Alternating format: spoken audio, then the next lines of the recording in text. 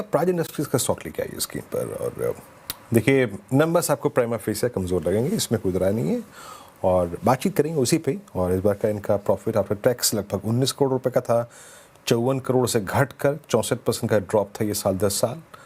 और margins shrink हुए 10.6% की ट्रेजेक्टरी से ये घट के लगभग 6.6 पे, तो एक सब्सटेंशियल डैप था।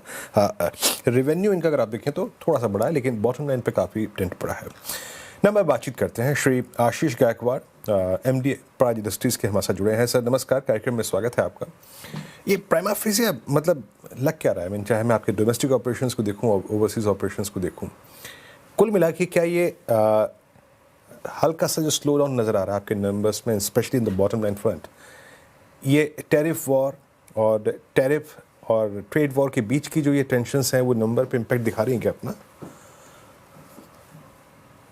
धन्यवाद मुझे इस वार्तालाप में शामिल करने के लिए। आपने जो कहा अभी, उसमें दो मुख्य कारण मैं आपसे शेयर करना चाहता हूँ। पहला कारण तो ये है कि प्राज का जो व्यवसाय है वो इथेनॉल इंडस्ट्री से जुड़ा हुआ है काफी तौर पर। और आज की अगर आप उत्पादन क्षमता देखोगे हमारे देश में, तो वो मांग से ज्यादा है। और उसके कारण नए प्रोजेक्ट्स जो पिछले 2-3 सालों में उजागर हुए हैं, वो अभी कम होना शुरू हो गया है। जब तक इसकी मांग बढ़ती नहीं है, तब तक ये नमी थोड़ी बनी रहेगी।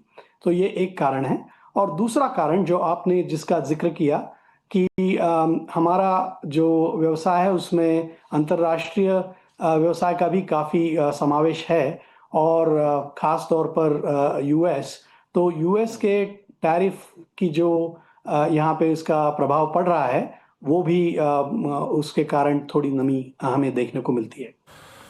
ओके, टैरिफ वॉर का प्रभाव पड़ रहा है, नंबर्स पे क्लियरली विजिबल है, लेकिन फिर भी बावजूद इसके इन प्रेशर कंपोनेंट्स के बावजूद मैं ये पूछना चाहूँगा FY26 के लिए आपका टॉप लाइन और मार्जिन्स का आउटलुक क्या रहेगा सर? जी, ये जो ऑर्डर्स में नमी की आपने बात की है, ये थोड़े काल के लिए अभी बनी रहेगी। एकदम से उछाल तो उसमें आना मुश्किल है। लेकिन मैं आपसे ये भी कहना चाहता हूँ कि हमारा जो प्राज का डाइवर्सिफाइड पोर्टफोलियो है, हम सिर्फ इथेनॉल में काम नहीं करते। और हमारे काफ़ी सारे जो दूसरे व्यवसाय के साधन हैं, उसमें खास तौर पर फार्मा के लिए हम काम करते हैं। औद्योगिक पानी और एफ्लुएंट ट्रीटमेंट, वो भी एक काफ़ी बड़ा मार्केट है। ब्रूअरीज में भी अभी थोड़ी हलचल है।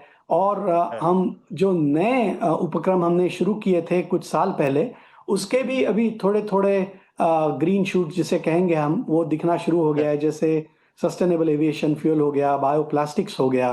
तो ये जो इम्पैक्ट हमारा इथेनॉल और यूएस टैरिफ की वजह से आया है, उसका जो प्रभाव है उसको कम करने के लिए हमारा ये डाइवर्सिफाइड पोर्टफोलियो थोड़ा काम करेगा।